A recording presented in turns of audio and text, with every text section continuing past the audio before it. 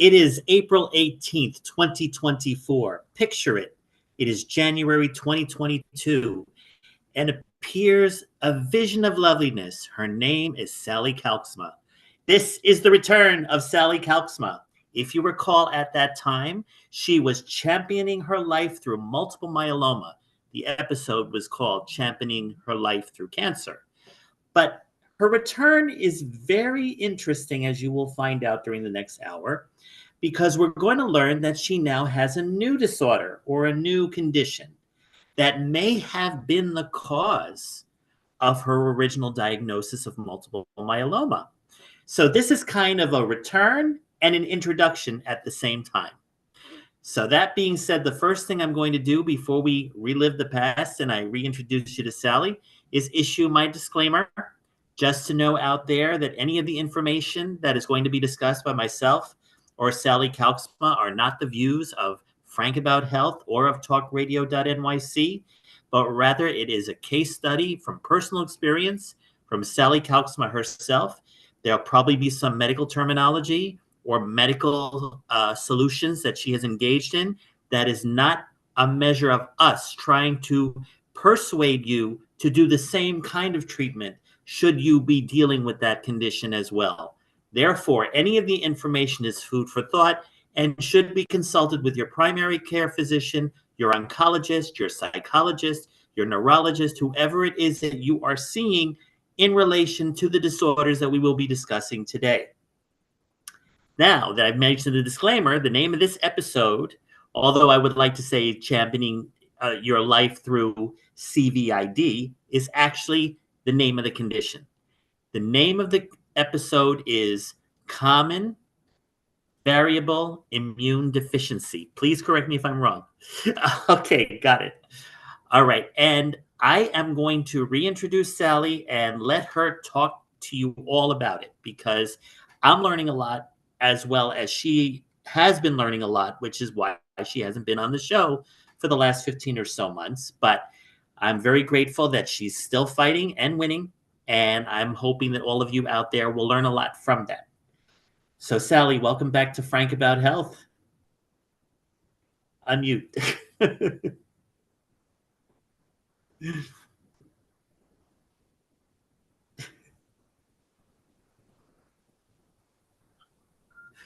There we go. Long. I haven't been on a show in 18 months. I forgot I had to unmute myself. I'm very sorry, but I'm excited to be back. And yes. I want to thank you very much, Frank, for having me. And I want to give a shout out to all the warriors out there who are listening and following. I want them to keep fighting, whatever it is, whether it's physical or mental. Don't give up, okay? Embrace it, enjoy it. I know that sounds crazy, but you can do it. So I haven't been around. I had to digest what happened to me, and like anybody should, I had to get various opinions from different doctors and start my treatment and get my life together before I could just go out in the public and start on talk shows again and trying to help other people. So let me rewind back to when I was on your show, probably about a year and a half ago. I was constantly sick again, just like when I was diagnosed with multiple myeloma. We didn't know yet. But again, I was constantly getting sick, but my multiple myeloma levels were at bay. You know, they were all good. I'm not going to say I was in remission, but I was all good. So why wasn't I getting sick? Was it because of my daily chemo? No, because they checked certain blood work. After I was in the hospital a couple of times last year and constantly sick, I was sent to various doctors, and one was an immunologist. This immunologist did comprehensive blood work and saw that the protein that helps fight infections was low. Now, it's kind of like a double-edged sword because it's the same thing with multiple myeloma. And a couple of my oncologists were saying, well, that could be from the multiple myeloma. But the immunologist also tested for antigens. And Mhm. these antigens are what helps you when you get any type of, shot for, COVID or pneumonia. My body does not accept them. I had no idea. I can get these, but it doesn't help me. So, Wow. yes, one of the tests for common variable immune deficiency is to look at the antigens. And I don't have that. So there's no reason for me to go get the I will still get the vaccinations because you should, but my body does not react to them. My body does not take them in. So Really? So does that, I mean, I think you even said you had COVID how many times? 3? I had COVID twice and I had COVID pneumonia. And I've also had pneumonia 3 times in the past 3 years. And I also ended up in the hospital twice. So, and I'm up to date with all my COVID vaccinations so I could travel and be around people. And I would always get my pneumonia vaccinations. But unfortunately, it's kind of scary because I wonder about all the other vaccinations like chickenpox and all that, but Right. I guess I'll cross that bridge if I ever get there. But Exactly. yeah, right. So yeah, so that is common variable immune deficiency, and the word common is because 1 in 25,000 people have this. They might not have it that severe, but yeah, approximately 1 in 25,000. We don't know what causes it. Like I said, they were looking to see if it was my chemotherapy or my multiple myeloma that caused it, looking at my Right. blood work going way back. But because multiple myeloma can smolder in your body for 30 years, we don't know which came first, the Huh. multiple myeloma or the CVID, because I only had comprehensive blood work going back to 2008, and they looked at the blood work going back to 2015 before I started chemo, and they saw that I actually had CVID back then.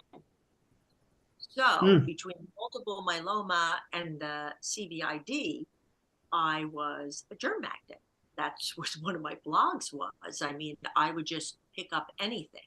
I would wear a mask. I would wear gloves. Always, washing my hands, but I always ended up sick. It was crazy. I just was very unhealthy because of this. But now that it's diagnosed, in addition to taking my chemo pill every other night, I now have infusions every other week to boost my immune system.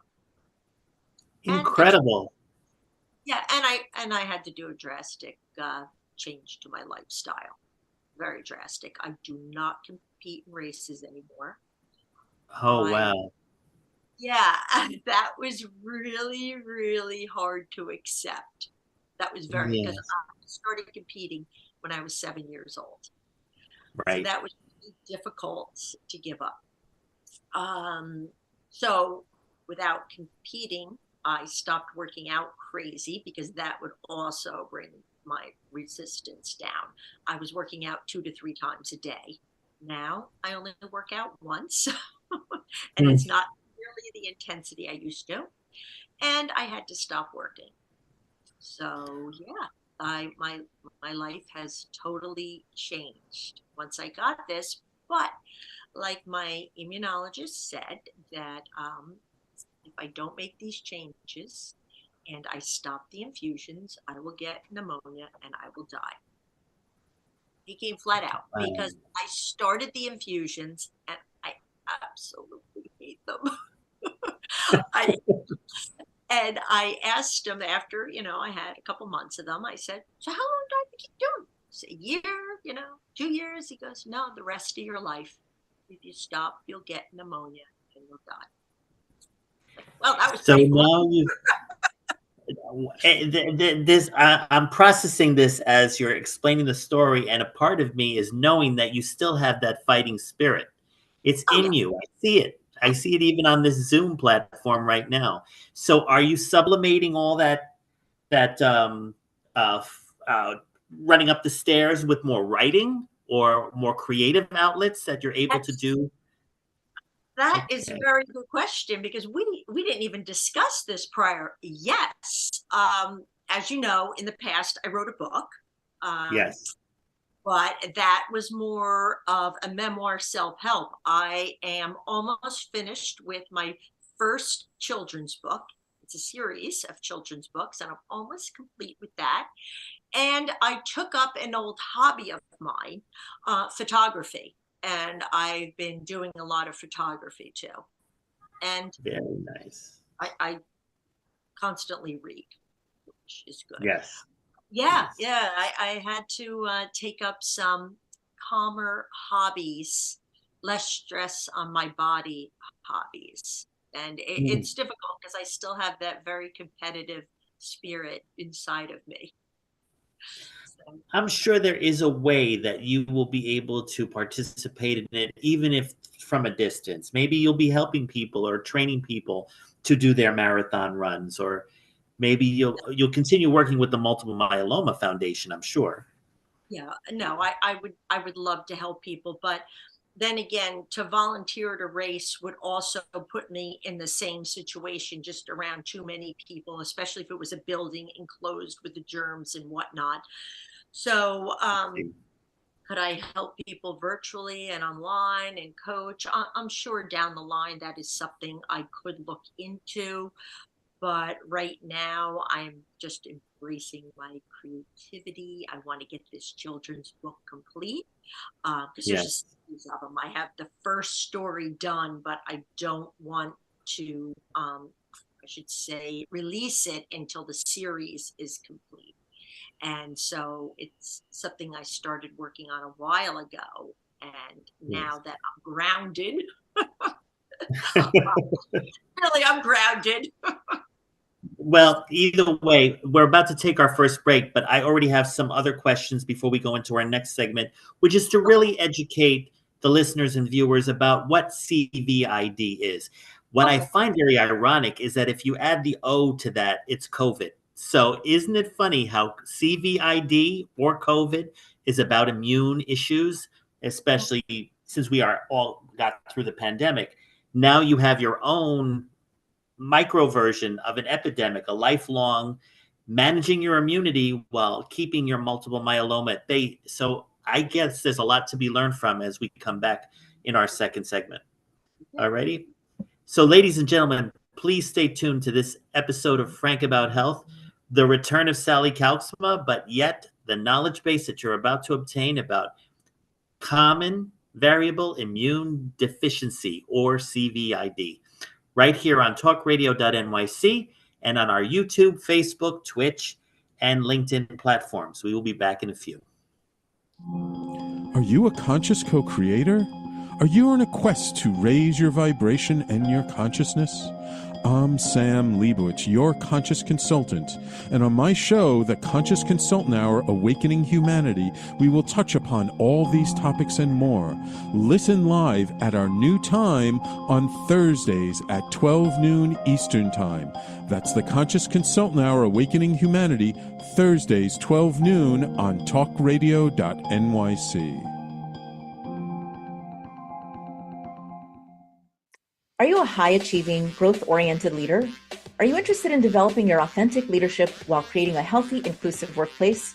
Hi, I'm Dr. Mira Brancu, host of The Hard Skills on talkradio.nyc at 5 p.m. Eastern on Tuesdays, where we discuss how leaders develop the hard skills needed to make a greater impact. We interview experts, have live coaching, and tackle these challenges. Listen to The Hard Skills on Tuesday at 5 p.m. Eastern on talkradio.nyc. Are you a business owner? Do you want to be a business owner? Do you work with business owners? Hi, I'm Stephen Fry, your small and medium-sized business, or SMB guy, and I'm the host of the new show, Always Friday. While I love to have fun on my show, we take those Friday feelings of freedom and clarity to discuss popular topics on the minds of SMBs today. Please join me and my various special guests on Friday at 11 a.m. on talkradio.nyc. You're listening to Talk Radio NYC. Uplift, educate, empower.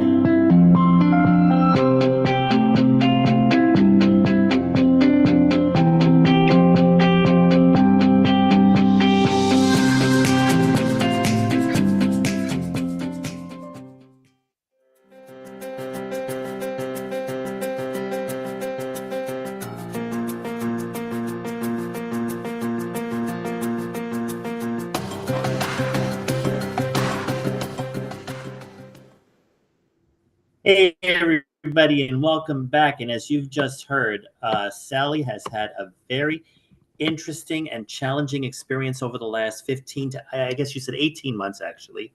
And there's so many similarities in terms of immunity and the acronym for CVID versus COVID. I mean, I don't want to get into, mind reading or karma issues or whatever, but I think there are learning points to be taken from it. One question that got generated is you mentioned that you were considering yourself a germ magnet, as you wrote in your blog. That is available on our website, sallykalksma.com. And I just showed during the commercial break a quote from that blog. What I wanted to ask you was, did that make you, because of your experience in living with CVID, are you able to spread the disease to others, just like the way COVID makes you a transmitter? Are you a transmitter, or just you become vulnerable to other diseases? No, I am not a transmitter of common variable immune deficiency. That is not contagious. But I can be a transmitter to any type of cold or virus that I have caught. So, of course, if I catch COVID, because I have a low immune system, I can pass that on. Same with the flu or anything like that. But just like multiple myeloma, CVID is not contagious. You cannot get it. Okay. So what have your doctors? Wait, no, say that again. I'm sorry. You're around me. No. I just want everyone to understand that you did tell me this is often misdiagnosed or overlooked or not tested for. I guess there's very little research into it, or I guess a lot of people find out about it, such as yourself, through testing for other causes of other illnesses that you're going through. Exactly. Now, I wouldn't say that I was misdiagnosed. I think a better word would be undiagnosed. Okay, I apologize. Yes. Say that because they weren't looking for this and called it something else. It was just never brought to my attention. The crazy thing is, when I was tested for CVID, they did a multiple of tests, including allergies. And my entire life, I thought I had allergies. I've taken allergy medicine since high school. I was, the Vicks inhaler. At one point, I was addicted to that in that high school and college. And every day of my life, I took allergy medicine, and sometimes it would turn into a sinus infection. The thing is, I don't have any allergies. I was sick every day. That's the crazy thing. They tested me for allergies. I have no allergies. None. So the sickness was a fatigue, or was it actual symptomology of fevers and other kinds of things? Think of it, if you have allergies, you feel tired, you feel run down, your nose is runny, your eyes are runny. I had that, but I don't have allergies. It was all from the common variable immune deficiency. I was ill.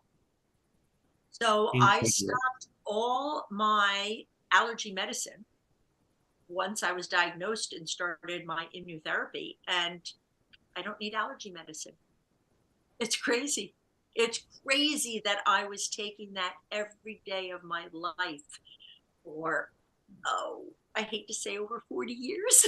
I hate to tell the people out there that, but yeah, is that crazy?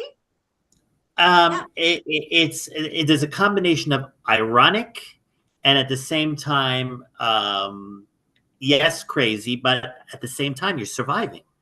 That's the gift. Well, I don't want to call that the gift, but that's the best part of it in your case. I mean, you've gone through so many challenging illnesses. Well, not so many, two critical illnesses that, based on what do they say? The probabilities or the rates of mortality are pretty high, correct? For multiple myeloma? That's true. And I'll tell you that it's probably not over. I have to realize that. I take a pill every other night to keep the multiple myeloma at bay. Right. Taking this long term can cause secondary cancers. So do you want to die now of multiple myeloma? Don't take this, die now, multiple myeloma, or take this and die later, perhaps of another cancer. You're going to end up with something. When you have an illness, it's like my oncologist said, you're probably not going to die from the multiple myeloma. Multiple myeloma gives you a low immune system, just like the CVID does. You're probably going to pass from something that caused it, if that makes sense to you. So right. It does. I am not upset about it. We're all going to get something as we get older and go. Nobody gets out of this alive, as they say. Exactly, right? So it's what it is. That it's life. I mean, you just have to deal with it. And that's one of the reasons why I was absent from your show, forgot how to maneuver everything, is because I had to deal with this. And while I was dealing with this, I didn't want to be out by everybody because I didn't know enough about it and I didn't want to seem down and unknowledgeable. So I'm okay with it. I'm being treated. I'm okay with it. It's the biggest lesson is basically that, given all of the challenges thrown at you, especially this new diagnosis that is lifelong, you just got to take that fighting spirit to live with it and not combat against it, which could lead to mental health problems like depression and anxiety and fear and all that stuff. And you seem to be doing that very well. I'm the hardest part for me. Multiple myeloma is not the hardest part. CVID is not the hardest part. Even all the drugs I have to take and the infusions are not the hardest part. The hardest part for me was giving up competing in races. That was the hardest part. So that I had to deal with mentally. Physically, I'm not in the shape I was, but all right, I'm alive, so it's okay. But the hardest part of all of this was giving up competing races because it's something I just love doing. So nature is tapping you on the shoulder and saying, use that same energy and convert it to something more relaxed, but gives you the same stimulation the way that running did. Yeah, I mean, I'm like I said earlier, I'm finding ways to deal with it, but just like that was the hardest part for me was to give that up. So still coping with it, but I'm getting used to it. Good. Now, can you give the biological or genetic implication as to where it's lack of B cells? That's what you said about CVID in your blog. Can you explain that? I mean, how do B cells differentiate within the immune system that we all need to have, I gather? The best way for me to describe it is the B are your fighter cells. So I don't have the fighter cells to fight anything that comes along. So I don't have that. Okay. When you're diagnosed with CVID, your protein levels are low and the protein, that fights the infection. And in there are your B fighter cells. I don't have them. I lack them. I'm getting them with my immunotherapy, with my infusions. But I will tell you, I have to get these infusions every other week, and I can feel myself when getting run down and sick when it's time for another one. It's like, I don't feel good. So I know it's time to get that boost again. So it's crazy. It's very crazy. So I belong to a lot of CVID groups now, so I can see what other people are going through. And, we're all in the same boat. I hate to say that word, but we're on this, the same situation where we have to be very careful in public or around other people who might be sick.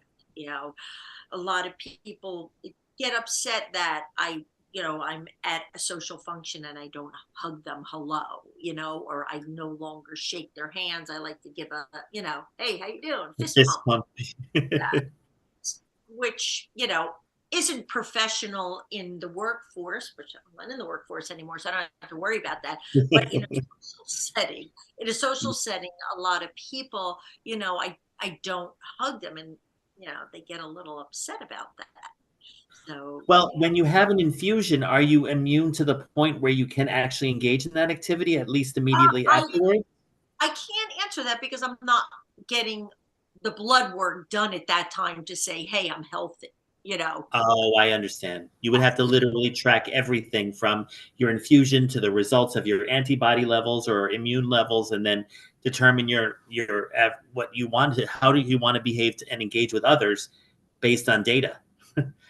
That's I what you will end up doing. I'm still getting sick. I just haven't ended up in the hospital with pneumonia sick. But I am, I still get run down. I still get sick. So I just, so you just really have to watch yourself. If you are going to go someplace, where you're going to be around a lot of strangers, then you do have to mask up. Even though people just aren't doing that anymore, planes, buses, things like that, you have to mask up. So you essentially, unlike the rest of the world that has told they can take their masks off, Yes. you still go outside with your masks. In certain situations, yes, I do. Yeah. Okay. I hate to say it, but in a sense, you got some direct practice beforehand when we were all living through COVID. Exactly. And I don't want to be selfish and pick something up and then give it to somebody else. Like I said, Right. I can get sick very easily. So I don't want to get COVID and give it to somebody else, or get the flu or give it to somebody else. So I have to be careful, not just for myself, but for others, especially since I have 2 new grandchildren, 5 months and Congratulations. 2.5 months. I can't get sick, because then I wouldn't be able to see them. Or I have a daughter-in-law who's pregnant too, and I don't want to get sick because then I can't be around her. So it's not just for my own health. I would end up being a carrier and giving it to other people. Right. So I have to be very careful in that sense too. Well, you are still fighting, even if it's in a different way now. I could see it. Yeah. No. Oh, we got a shout out on YouTube from Spencer Jones. You know who he is? See, hi Spencer. Thank you for listening. Yes. He said, first of all, wow to everything that you're going through. And overall, I guess he's just watching the show. So Spencer, if you have any questions, our next section that's coming up, segment 3, is our Q&A interactive segment. So we want all of you on YouTube, LinkedIn, Twitch, and Facebook, if you are watching right now, to ask any questions about this. I mean, what I'm learning as Sally and I are reconnecting here is that CVID is not the type of condition that she first came on the show with, which was a cancer story.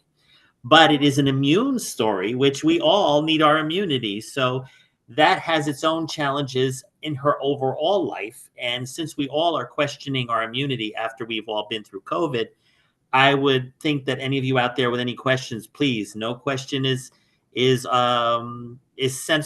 It's all welcome. So when we return right here on Frank About Health with Sally Kalksma, we will go into the Q&A portion of the show, as well as discuss other aspects of CVID and other related comorbidities. All right, we'll be back in a few. Stay tuned.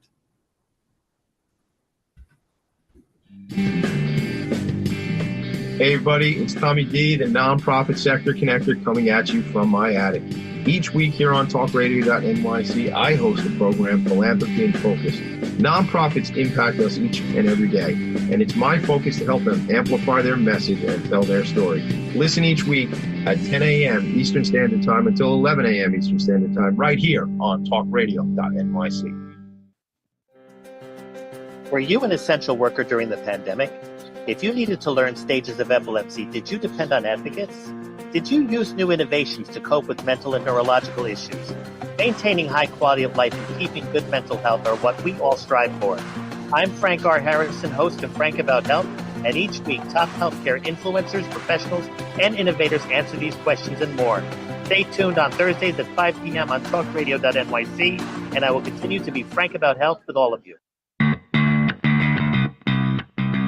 Are you a business owner? Do you want to be a business owner? Do you work with business owners? Hi, I'm Stephen Fry, your small and medium-sized business or SMB guy, and I'm the host of the new show, Always Friday. While I love to have fun on my show, we take those Friday feelings of freedom and clarity to discuss popular topics on the minds of SMBs today.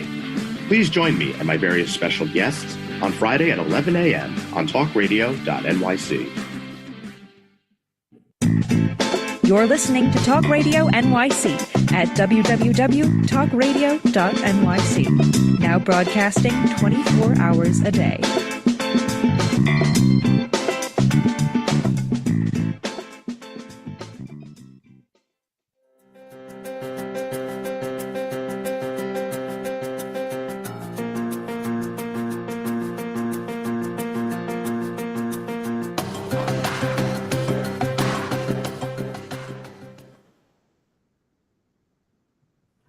Thanks for coming back. And Spencer says, of course, haha. So I'm glad. I don't know who you are, but I'm glad. I guess Steve, you said, right? So Steve, welcome to Frank About Health. I'm glad you're watching. And by all means, if you want to look through the catalog that we have of Sally's other appearances, I think they were 5 shows that we've done together. Obviously, the first story back in 2022 was about your multiple myeloma diagnosis, including your book, Life Gets in the Way. Then our second one was when we had all our technical mishaps and we decided to do a show on mindfulness and working through all of those mishaps and going with the flow. Then we had, I remember we had a 2-hour book special with Christine Conti, as well as another guy whose name, I'm sorry, escapes me, but you were doing a book tour together and we were promoting each of your books.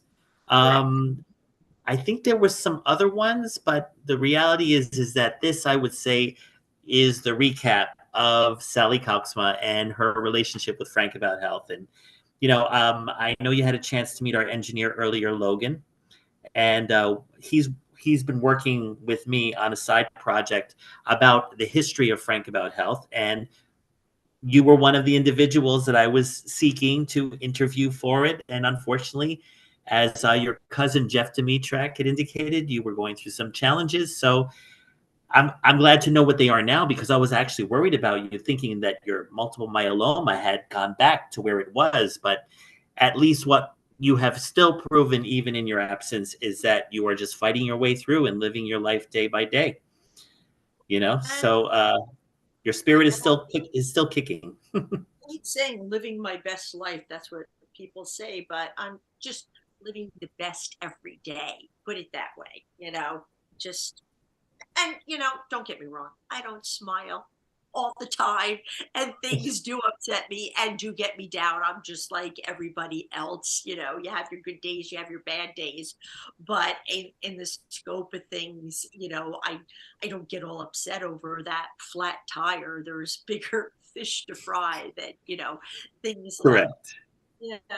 Although sometimes you do find that you do get upset over little things because you've bottled so much up, and then all of a sudden one little thing will just be the last straw, and it's not particularly that upsets you. It's just everything around you that you feel the weight. You're like Atlas with this weight on your shoulder, and you just want to collapse at times, but you can't, you don't, you have to move on. So Exactly.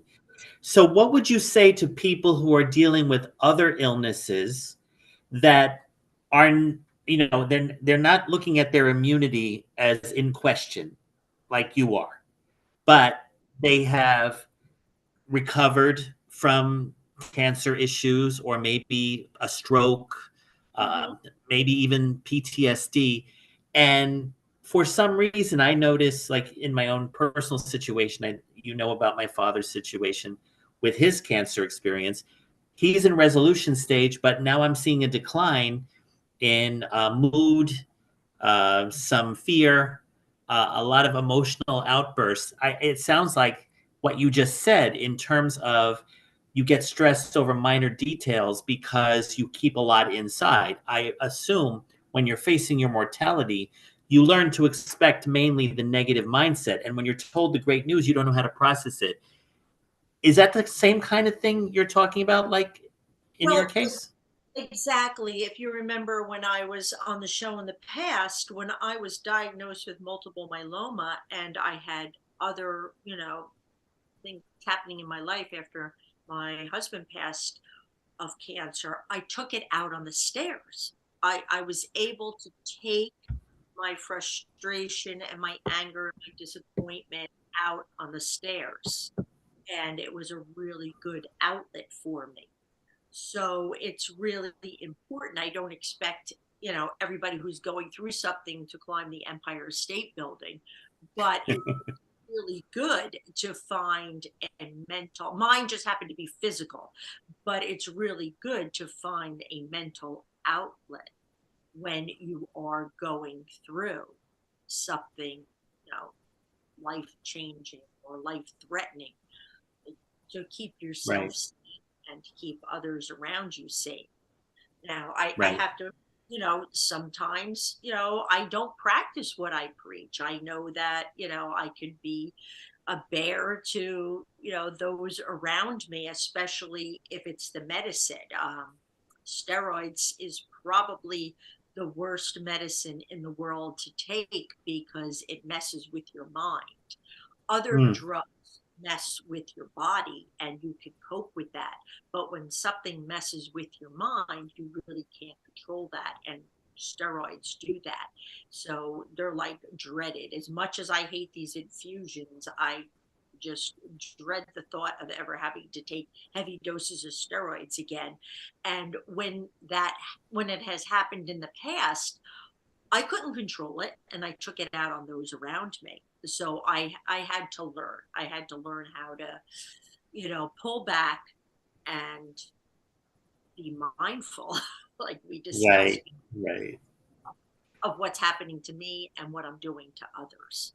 So, Yeah, the way I look at it, even in the case of my father, is like me. I'm still taking my epilepsy medication, even though I've been seizure free for about 18 years now, I think it is. But the point is that I know that if I don't take it, I'm not going to feel myself. I'm going to even feel a sense of disconnection or something is missing. What's missing is that very ingredient that my brain normally does not produce because I have epilepsy. So I look at my medication as something to live with and not that it's going to be the trigger for something fatal in the future. And I think it's taking your mind and knowing that, like in your case with the fusions, or in my father's case with his cancer medication, and you also have your own cancer medication that you're still taking, you just incorporate it into your existence so you can still live the best quality of life possible without letting your mind take over in the way it likes to, I gather, you know? exactly. It's you really have to train your brain. And I've told people that in the past. Your mind controls everything. It controls your whole body, controls your muscles. You have to train it just like you would train any other part of your body. And sometimes it takes exercises, repetitive exercises in your head to get it right. I mean, you think about it. I tell people, you want to pick up a pencil, your brain automatically knows to send your hand to pick up the pencil because you've been doing it your whole life. You don't have to stop and say, how do I do this? So Right. it's the same thing. If you want to be positive, you have to train your brain to be positive. And when you feel like you might not be there, or you're falling behind, you have to go back to those exercises and keep training your brain again. So it's just like anything else, and it's work. It's hard work, but it pays off. I told somebody that you don't want to use negative words like I can't, Right. or I don't. You want to change that. Like, I can't do that. You could say, I'll try to do that. I don't want to do that. All right, maybe I'll do it later, or something. You just can't always use negative words, because then you turn into a negative person. The person that I can't do that. I don't want to do that. You don't want to be that Debbie Downer. Correct. What's ironic is it's the disease or the disorder that you're carrying that trains your brain to be in the negative to begin with. And when you're in recovery, you have to go in reverse. And that is the challenge that I guess we all face. Or in your case, when you know that you'll be taking these fusions for the rest of your life, you have to just incorporate that into your fighting spirit that you already have, and continue to train your brain daily. Last night I had to do my infusions, and I found myself saying, I hate this, and I'm like, oh, why am I saying that to myself? It's only gonna make it worse. So then I made jokes about it with my boyfriend, because he puts the needles in me, and it's 80 milliliters of a fluid, so my stomach blows up. You have to drink a lot of fluids the day before, the day of, and the day after, so you're already bloated, but then you're putting 80 milliliters sub-Q right under the surface. You're not going intravenously. You're putting it sub-Q right under the skin. So it's going to take a day or so for it to dissipate to your body. So your stomach's really big until that to dissipate.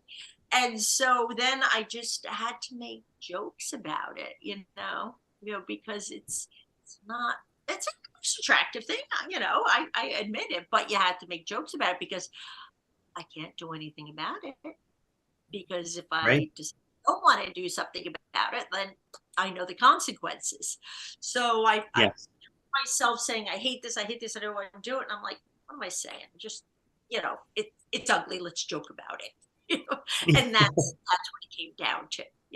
That's what it came down to. Last, I had to joke about it. Well, Steve or Spencer Jones has asked several questions, actually, I see on YouTube, which you may have already answered, actually, but that's based on me eyeballing his questions, but I will read it right now. Quote unquote, I've read your book, and of course I've known you since 2018. You have faced so many adversities over the years. Most would fold under that kind of pressure. What are your coping mechanisms? I think you talked about that a little bit, especially in light of this new diagnosis. Okay, well, my coping mechanism in the past was climbing stairs, and always a sense of humor. So now that I don't work out as hard as I did, my coping mechanism is really now my sense of humor.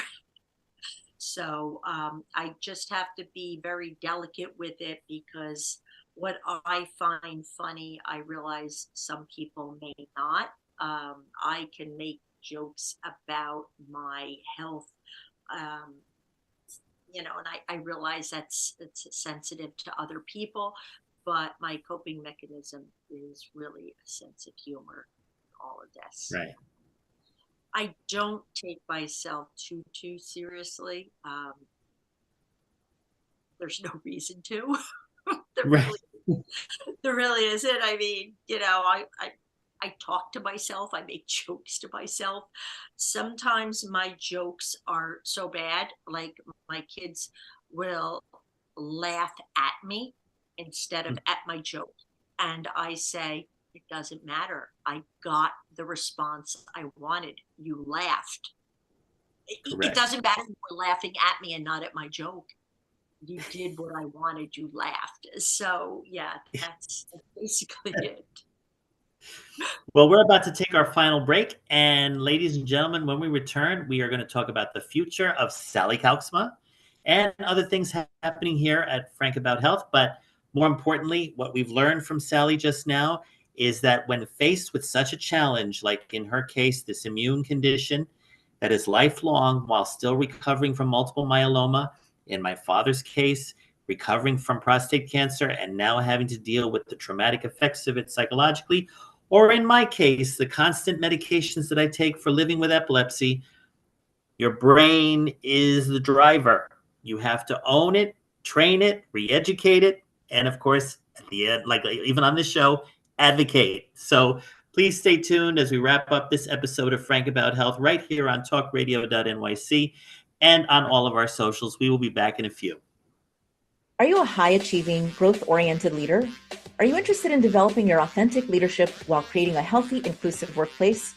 Hi, I'm Dr. Mira Brancu, host of The Hard Skills on talkradio.nyc at 5 p.m. Eastern on Tuesdays, where we discuss how leaders develop the hard skills needed to make a greater impact. We interview experts, have live coaching, and tackle these challenges. Listen to The Hard Skills on Tuesday at 5 p.m. Eastern on talkradio.nyc. Hey everybody, it's Tommy D, the nonprofit sector connector, coming at you from my attic. Each week here on talkradio.nyc, I host the program Philanthropy in Focus. Nonprofits impact us each and every day, and it's my focus to help them amplify their message and tell their story. Listen each week at 10 a.m. Eastern Standard Time until 11 a.m. Eastern Standard Time, right here on talkradio.nyc. Are you a conscious co-creator? Are you on a quest to raise your vibration and your consciousness?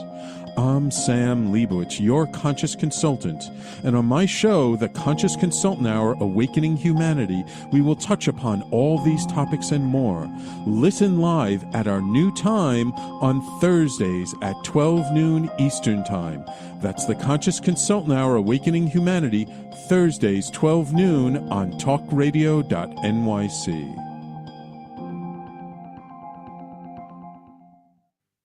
You're listening to Talk Radio NYC at www.talkradio.nyc. Now broadcasting 24 hours a day.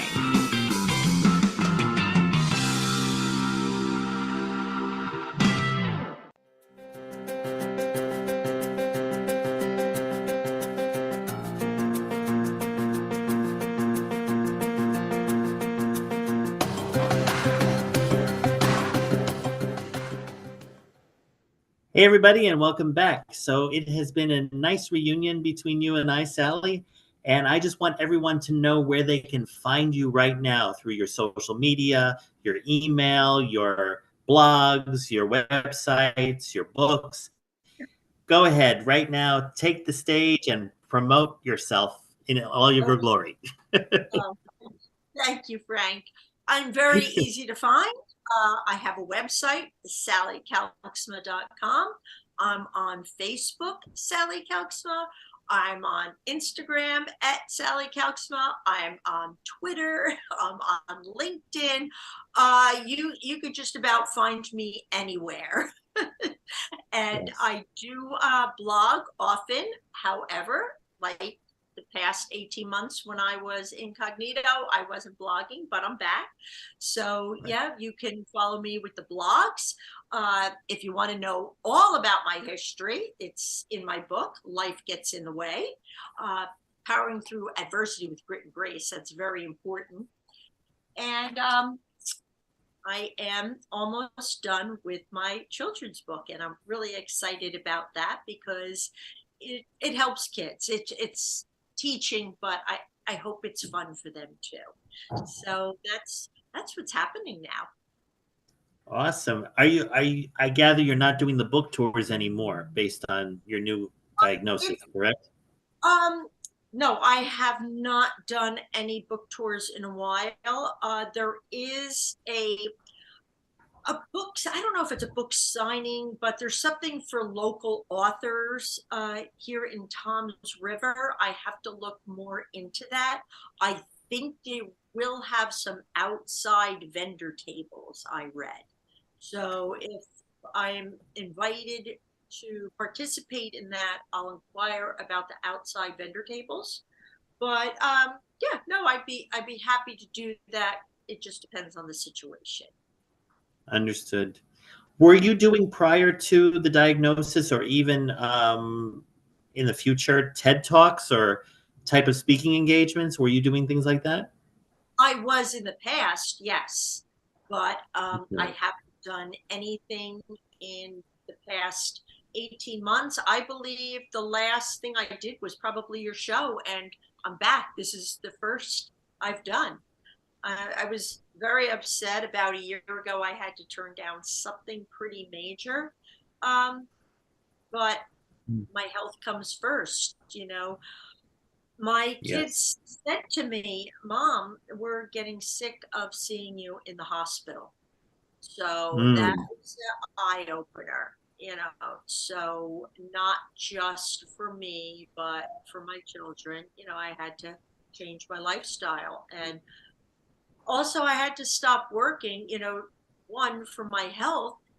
Two, it wasn't fair to my coworkers. You know, I was always the jerky employee that went out sick when we got busy at work because I couldn't handle the hours, the people, the stress, you know, the groups of people, the stress. And I was always the one who went out sick. You know, you always talk about that one person who can't do their job. And that was me. It wasn't because I didn't want to do my job. I just couldn't handle my job. And it takes a lot to admit that too. Like, I can't do this. I can't do this anymore. So I can see why senior citizens have a hard time giving up their driver's license, because it's hard to say, wow, I can't do this anymore, you know. And It's like not giving away a part of yourself, but giving away some of what keeps you going, or one of your, not triggers, what's the right word? One of your MOs, your mojo, you know, what keeps driving you, right? I told my boss, this isn't the way I wanted to go out. I only had 2.5 more years until I could retire. This was not how I wanted to stop working, but I didn't have a choice. You know, some things in life you don't have a choice. You have to accept it, and you have to make the best of it. And you know, that's what I'm doing now. Awesome. Well, I can tell you right now, Frank About Health has expanded, where you are the 112th episode, and I'm approaching 3 years at the end of May, but I think this cycle ends around the end of June.